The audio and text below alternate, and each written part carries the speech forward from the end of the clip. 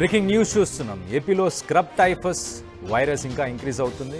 8 మందికి చేరారు ప్రస్తుతానికి మృతుల సంఖ్య అంటే అర్థం చేసుకోవచ్చు. 2 రోజుల్లో కొత్తగా 746 కేసెస్ రిజిస్టర్ అయ్యాయి. ఇటు ఆంధ్రప్రదేశ్ మొత్తంగా చూస్తే ఇప్పుడు 1537 కేసెస్ రిజిస్టర్ అయ్యాయి.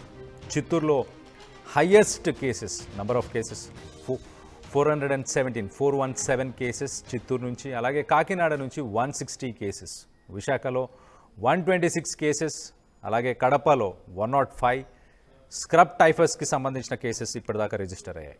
ఇటు పల్నాడు, అలాగే కర్నూలు, బాపట్ల, నెల్లూరు ఈ డిస్ట్రిక్ట్స్లో కూడా కేసెస్ రిజిస్టర్ అవుతున్నాయి. చిగ్గర్స్ అనే ఒక బ్యాక్టీరియాకి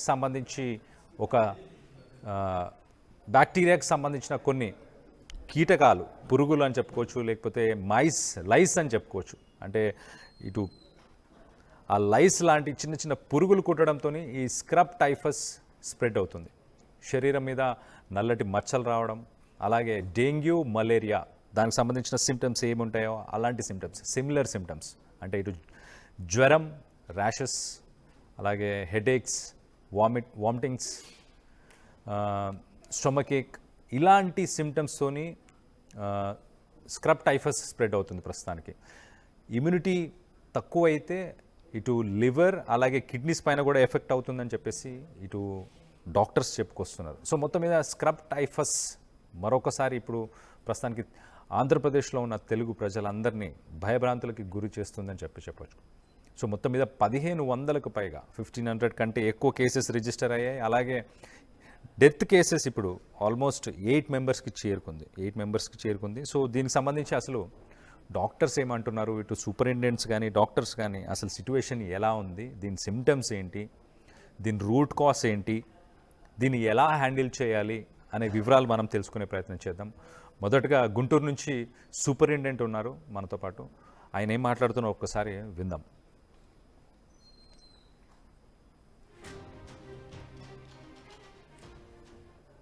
అవ్వాల్సిన పరిస్థితి లేదు. ఇది కామన్గా మేము రెగ్యులర్గా చూసే డిసీజే.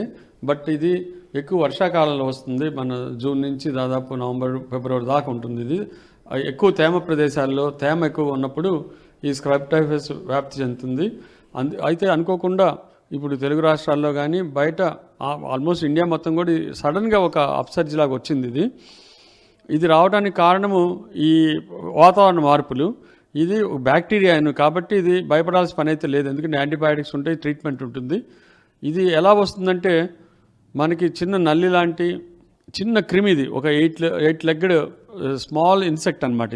ఇది కుట్టినప్పుడు దీని చిగ్గర్ అని దీని లార్వా ఉంటుంది. అవి కుట్టినప్పుడు దీంట్లో ఉన్న బ్యాక్టీరియా షుట్సుకి ముసి అనే ఒక బ్యాక్టీరియా దీంట్లోంచి శరీరంలోకి ప్రవేశిస్తుంది. ఇది ఒక 6 రోజుల నుంచి 11 రోజుల లోపు జ్వరంగా, అంటే ఇంక్యుబేషన్ పీరియడ్ అనమాట, 6 to 11 days. ఒక జ్వరంగానో, ఒళ్ళు నొప్పులుగానో, దగ్గుగానో మొదలై అది తగ్గదు. విపరీతంగా హై టెంపరేచర్స్ వస్తాయి. మామూలుగా అయితే ఎవరైనా సరే దీన్ని ఇదేమన్నా టైఫాయిడ్ ఏమో, మలేరియానేమో, లేకపోతే డెంగ్యూ ఫీవర్ ఏమో, చికెన్ గున్యా ఏమో అనుకొని ట్రీట్మెంట్ ఇస్తున్నారు. సో అందుకని ఇది ఇవాళ రోజున కొంతమంది చనిపోవడానికి కారణమయ్యి ఇది అన్ని గవర్నమెంట్స్ కూడా అలర్ట్ అయిపోయాయి. ఖచ్చితంగా దీనికి ట్రీట్మెంట్ ఉంది. సో ఇలా ఫీవర్ వచ్చినప్పుడు వాళ్ళు మెడికల్ షాపుల్లో మందులు వాడటం, తెలియని వాళ్ళ దగ్గర పోయి మందులు తీసుకోవటం, లేదా ఇంట్లో ఏదో మందులు వేసుకుని కాలయాపన చేయకూడదు.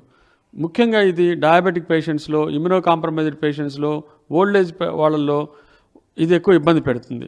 సో వాళ్ళలో ఒకసారి ప్రాణాంతకం అవ్వచ్చు. అందుకని మేము చెప్పేది ఇలాంటి వాళ్ళు వెంటనే గవర్నమెంట్ జనరల్ హాస్పిటల్కి వస్తే ఇక్కడ ఇన్వెస్టిగేటివ్ ప్రొసీజర్స్ ఉన్నాయి, ట్రీట్మెంట్ ఆస్పెక్ట్స్ కూడా ఉన్నాయి.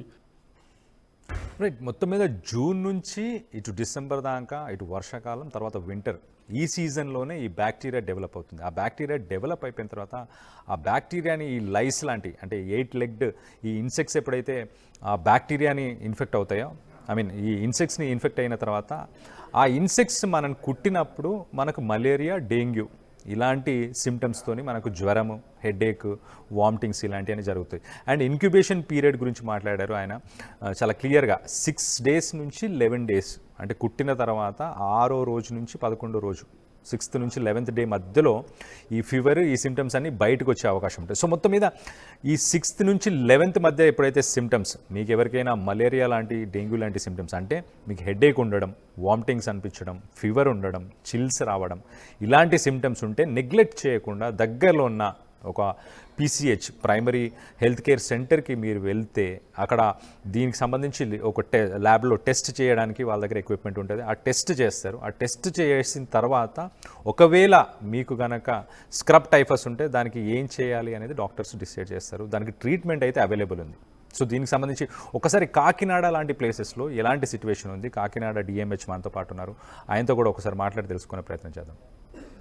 ఎవరైతే ఫార్మింగ్ వర్క్ అవి చేస్తూ ఉంటారో వీళ్ళు పొలాల్లోకి వెళ్తుంటారు కాబట్టి నల్లి లాంటి ఈ స్క్రబ్ టైఫస్ కుట్టినప్పుడు చర్మంలోంచి ఇన్ఫెక్షన్ అనేది మన బాడీలోకి వస్తుంది.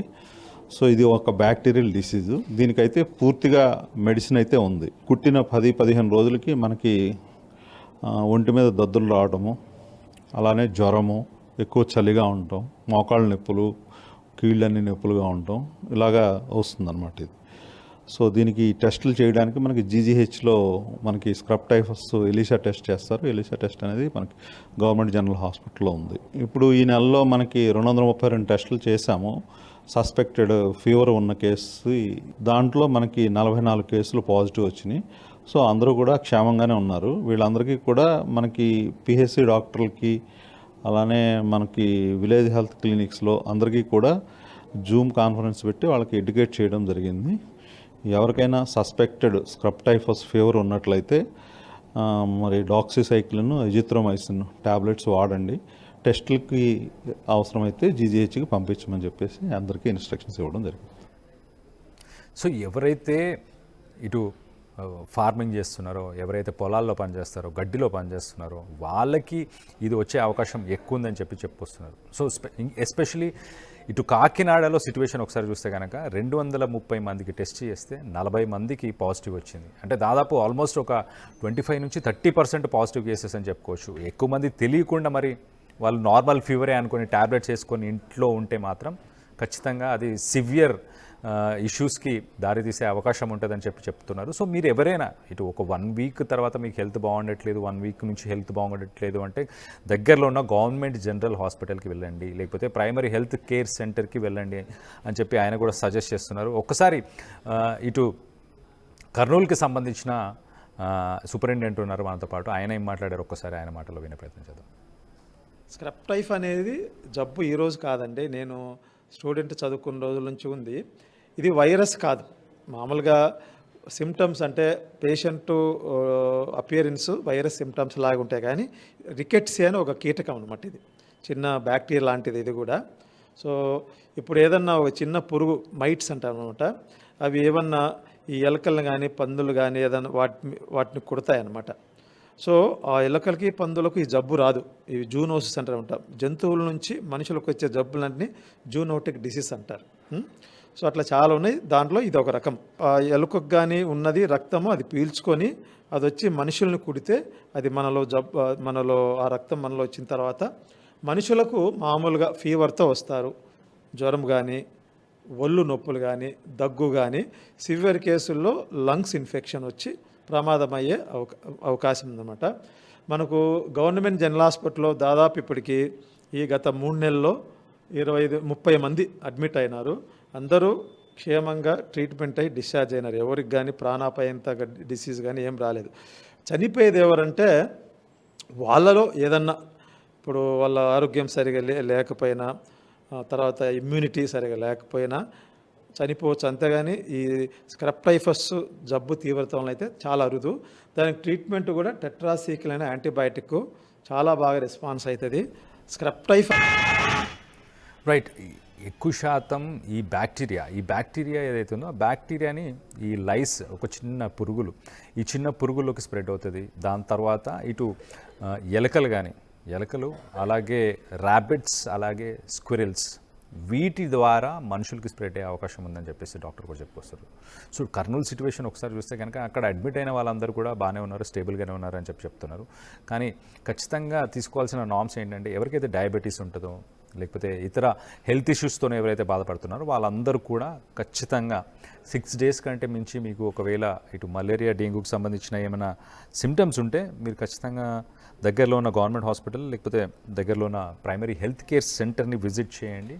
దీనికి మెడికేషన్ ఉంది కానీ దీనికి ప్రివెన్షన్ లేదు. సో మొత్తం మీద ప్రస్తుతానికి ఏపీలో 1500 కంటే ఎక్కువ కేసెస్ ప్రస్తుతానికి స్క్రబ్ టైఫస్కి సంబంధించిన ఇప్పటిదాకా రిజిస్టర్ అయిన అఫీషియల్గా 8 మంది చనిపోయారు. అంటే అర్థం చేసుకోవచ్చు సిచ్యువేషన్ ఎంత దారుణంగా ఉందనేది. సో పెద్దగా భయపడాల్సిన అవసరం లేదు, కానీ ఎప్పుడైతే దీన్ని నోటీస్ చేయకుండా వదిలేస్తారో అప్పుడు ప్రాణాపాయ స్థితికి వెళ్ళే అవకాశం ఉన్నట్టు చాలా క్లియర్గా తెలుస్తుంది. దీనికి సంబంధించి మీరేమనుకుంటున్నారు? మీరు ఈ మధ్యకాలంలో ఇలాంటి సిమ్టమ్స్ ఎవరైనా మీకు కానీ మీ పక్కన చుట్టుపక్కల ఉన్న వ్యక్తులకు కానీ ఎవరికైనా చూసారా? మీకు దీనికి సంబంధించి ఎలాంటి వివరాలు కావాలన్నా మీరు కింద కామెంట్ రూపంలో తెలియపరచండి.